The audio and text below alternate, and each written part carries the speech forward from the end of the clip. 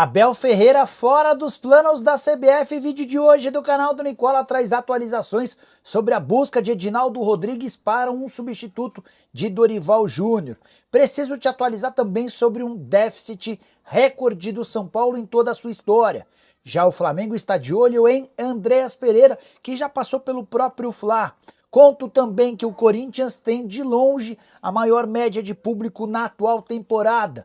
Para completar, uma empresa cobrando dinheiro do Palmeiras, o Botafogo impedido de registrar atletas pela FIFA, Lucas Paquetá e seu julgamento na Inglaterra, tem as últimas do mercado, bastidores, finanças e muito mais. Fala aí pessoal, sou Jorge Nicola, bem-vindos a mais um vídeo do canal. Sempre bom ter vocês por aqui, sem perder tempo, só pedir para deixar like, se inscrever no canal e ativar as notificações. Bora começar o vídeo com aquele tradicional giro de notícias. E a primeira informação é sobre Neymar, que está fora do jogo contra o Vasco no domingo. O Peixe oficializou nas últimas horas o descarte do Neymar em relação à partida de estreia no Campeonato Brasileiro. O jogador se recupera de uma lesão muscular. Já o Grêmio fez proposta de 3 milhões de reais ao Juventude pelo atacante Enio, que havia sido recentemente comprado pelo time de Caxias do Sul, com a curiosidade de que o Juventude gastou 1.200.000 e poderia praticamente triplicar esse valor. Contratação feita pelo Júlio Rondinelli, mas Juventude entendeu que não vale a pena negociá-lo por 3 milhões de reais e rejeitou a oferta do tricolor gaúcho. Por falar no Sul, quero contar que o Internacional zerou sua dívida com o Cruzeiro pelo Wesley e também renegociou um parcelamento com o Palmeiras pelo Bruno Tabata. Resta agora que o Colorado se acerte com o Flamengo pelo Thiago Maia. A dívida com o Fla é de 700 mil euros. Para completar o giro de notícias, contar que o Curitiba anunciou a contratação do volante Alisson, ex-Atlético, que chega por empréstimo até o fim da temporada. Já o Clube Atlético Mineiro ainda não aceitou a oferta do Fortaleza para a liberação imediata de Daverson. Centroavante de 33 anos de idade seria envolvido numa troca, com o Pochettino chegando à cidade do Galo, mas dentro do Atlético não há um consenso em relação ao meia argentino. Agora o Atlético precisa ser convencido com dinheiro por uma proposta do Fortaleza. Hora de falar sobre Lucas Paquetá, que é desde a semana passada julgado na Inglaterra. Existe a possibilidade dele ser banido do futebol, ou seja, nunca mais atuar profissionalmente. Essa é a pedida da Federação Inglesa durante o julgamento.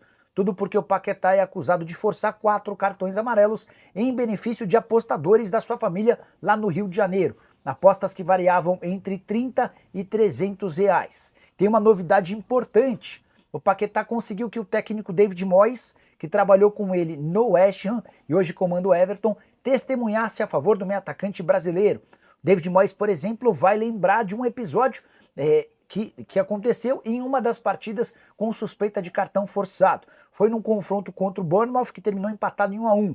David Moyes vai depor e falar que o Paquetá havia pedido para não participar desse jogo, porque ele tinha negociações avançadas com o Manchester City. Acontece que o Moyes foi até o quarto do Paquetá e pediu para que ele fosse escalado, porque seria importante para o time. Paquetá, bem próximo da hora do jogo, acabou entrando em campo e isso faz o Moyes entender de que não houve nem tempo para que ele combinasse qualquer tipo de situação com seus familiares. Só para completar, é importante lembrar que o Paquetá, se punido na Inglaterra, deve cumprir essa punição por todo o planeta, ou seja, se ele for banido por lá, não vai poder jogar no Flamengo, na China, nem em qualquer outro canto do mundo. Hora de falar sobre o Botafogo, que está temporariamente impedido de registrar novos atletas, punição imposta pela FIFA nessa semana por causa de uma dívida botafoguense com o Guarani do Paraguai. A dívida é de 2.600.000 pela compra de Segovinha. Cansado de não receber a grana, o Guarani do Paraguai foi até a FIFA e conseguiu a condenação do Botafogo, que assegura que fez o pagamento nessa quarta-feira. Até por isso, é natural que depois que as burocracias forem cumpridas, o Botafogo seja retirado da lista de clubes punidos com o fair play financeiro, ou melhor, com o transfer ban. Esse transfer ban impede, por exemplo, que o Botafogo registre atletas, momento delicado da temporada, com a permissão de janela por aqui. Se essa punição seguir valendo, o Botafogo não vai poder registrar eventuais reforços. Só é importante lembrar que, apesar de ser uma SAF das mais ricas e que mais investem, o Botafogo de John Textor tem atrasado pagamentos para muita gente. São vários os empresários brasileiros e do exterior que reclamam da falta de pagamento. Botafogo que também andou atrasando alguns vencimentos, especialmente com luvas para atletas e com compras de jogadores de outros clubes. Hora de falar sobre o Palmeiras, que está sendo cobrado na justiça por uma empresa chamada Onverso. E essa pendência tem a ver com um acordo recentemente anunciado. Nessa quarta-feira, o Verdão, com pompa e circunstância, anunciou patrocínio com o grupo Fictor, que vai estampar sua marca nas costas da camisa do time masculino e feminino a um custo de 25 milhões de reais por ano, fixos, além de outros 5 milhões de reais em bônus. Acontece que, de acordo com a Onverso, a empresa participou de toda a intermediação do acordo, mas foi retirada do negócio assim que o acordo foi fechado. E a CEO da empresa reclama de forma específica com Everaldo, que é o chefe de marketing do Palmeiras. A alegação do Everaldo é de que ele vinha sendo cobrado internamente por só conseguir achar patrocínios com a ajuda de intermediários e que nesse caso específico ele não poderia pagar comissão para a empresa. A Onverso se defende alegando que há uma série de provas que mostram que ela cuidou de toda a intermediação do acordo entre o clube e o grupo Fictor. Só para completar, saindo um pouquinho dessa parte mais burocrática para falar sobre campo e bola, Palmeiras enfrenta o Corinthians na noite dessa quinta-feira na Neoquímica Arena, precisando de vitória por 2 gols para se sagrar campeão. Se vencer por 1 gol de diferença, a decisão vai para pênaltis, onde a coisa não tem funcionado muito bem, especialmente desde que Everton se tornou titular do Palmeiras. Foram 10 decisões por pênaltis e o Palmeiras terminou com vitória em apenas 2 delas. Na final do Campeonato Paulista de 2020, justamente contra o Corinthians, e nas quartas de final da Libertadores de 2022 contra o Atlético Mineiro. Em todos os outros casos, o Palmeiras saiu da disputa por pênaltis derrotado. Hora de falar sobre o Corinthians, que tem de longe a maior média de público entre clubes brasileiros no futebol de 2025. O Timão tem até aqui 44 mil torcedores por partida nos seus 10 jogos em casa, ou seja, 440 mil pessoas na Neoquímica Arena. O jogo dessa quinta-feira vai até aumentar essa média, porque todos os ingressos à disposição foram negociados. O que mais chama atenção é que o Corinthians está bastante distante do segundo colocado, o Cruzeiro, com média de público de 30.797 torcedores em 5 jogos como mandante. O Flamengo é o terceiro com 30.044 torcedores, o Palmeiras o quarto com 29 mil, o Grêmio é o quinto com 28.900, São Paulo é o sexto, 28.700, o Bahia é o sétimo com 28.600. Na sequência aparecem o Internacional em oitavo, o Santa Cruz em nono e o Atlético Mineiro fechando o top 10. Bora falar agora sobre o Flamengo, de olho mais uma vez em Andréas Pereira. Informação da tarde dessa quinta-feira dá conta de que o rubro-negro, buscando um meia para disputar a posição com a Arrascaeta, vê no Andréas Pereira alguém de boa oportunidade. Meio-campista de 29 anos que passou pelo Fla entre 2021 e 2022 na oportunidade, 53 jogos, 6 gols e 3 assistências. Ele ficou muito marcado por uma falha na final da Libertadores que garantiu o título ao Palmeiras. Até por isso não foi comprado junto ao Manchester United em uma operação de 10 milhões de euros. O Fulham, muito esperto, fez a compra e transformou o Andréas Pereira em titular absoluto. Agora que o Flamengo vendeu o Alcaraz para o Everton, numa operação de mais ou menos 110 milhões de reais, a ideia é utilizar parte dessa grana para fechar a compra em definitivo do Andrés, que pertence ao Fulham e tem contrato até junho de 2026. O Andrés está avaliado em 20 milhões de euros e é titular absoluto por lá. Ele já havia declarado em outras entrevistas a sua vontade de voltar a jogar no Brasil, especialmente para apagar essa imagem ruim deixada depois na falha na decisão contra o Verdão. Hora de falar sobre o São Paulo com prejuízo histórico, o maior de sua história.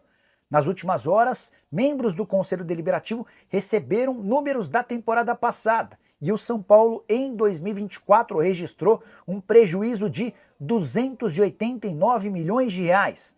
Isso significa que o tricolor gastou quase 300 milhões a mais do que aquilo que arrecadou. Nunca desde que foi fundado, São Paulo havia registrado números tão ruins. Entre outras consequências, um valor recorde também da dívida, que hoje gira na casa dos 969 milhões de reais, quase 1 bilhão de reais. São Paulo em crise total, a pior fase do ponto de vista financeiro de todos os tempos do tricolor. que tem tentado buscar uma série de receitas novas, incluindo a captação de dinheiro via FDIC. O acordo com Evangelos Marinax, que vai aportar cerca de 100 milhões de dólares num período de 5 anos, também pode ajudar a mudar essa drástica situação. É também por isso que o São Paulo não contratou jogadores com compra de direitos econômicos nessa janela de janeiro. Vai ser assim na metade do ano e também na janela de janeiro de 2026. Só para arrematar, com todas essas alterações, o São Paulo afirma a seus conselheiros que projetam um superávit de 44 milhões de reais no ano de 2025. Mas, a julgar pelos últimos anos, não dá para imaginar algo positivo. Tricolor, no período de 2021 a 2024, acumula um déficit de 429 milhões de reais. Foram 289 milhões de prejuízo no ano passado, 62 milhões de prejuízo em 2023, superávit de 37 milhões em 2022 e um outro prejuízo de 106 milhões de reais em 2021. Bora fechar o vídeo para falar sobre seleção brasileira e a busca do presidente da CBF, Edinaldo Rodrigues, por um substituto para Dorival Júnior. A CBF já se decidiu por um técnico estrangeiro. Estão descartados nomes como Mano Menezes, como Rogério Ceni e por aí vai. Qualquer treinador brasileiro que você pensar, Renato Gaúcho, Tite, nenhum deles faz parte da lista de possíveis alvos. A opção é por um treinador estrangeiro. A ideia do Edinaldo é não fazer mais testes, até porque as experiências com Dorival Júnior e Fernando Diniz foram extremamente mal sucedidas. E aí que começam a surgir outros nomes: Carlo Ancelotti, Jorge Jesus e Abel Ferreira. O nome do Abel a gente pode riscar do mapa. Consegui apurar com pessoas próximas ao Edinaldo que o treinador do Palmeiras não faz parte dos planos. Apesar de ser estrangeiro e extremamente vencedor no futebol brasileiro, a avaliação interna é de que ele não oferece o pacote que a CBF precisa, do ponto de vista tático, mas também comportamental. Vale a lembrança de que antes de contratar Dorival Júnior, o Abel já era uma alternativa, mas nem sequer foi cogitado pela CBF. Pois bem, Carlo Ancelotti é o plano A. O técnico italiano do Real Madrid foi consultado nas últimas horas e acenou com um sim, mas ele disse que não pode assinar um pré-contrato e que o Brasil precisaria esperar até o fim do Super Mundial de Clubes, que acaba em julho. Com um detalhe importante: sem a garantia de que em julho ele toparia se mudar para a seleção brasileira.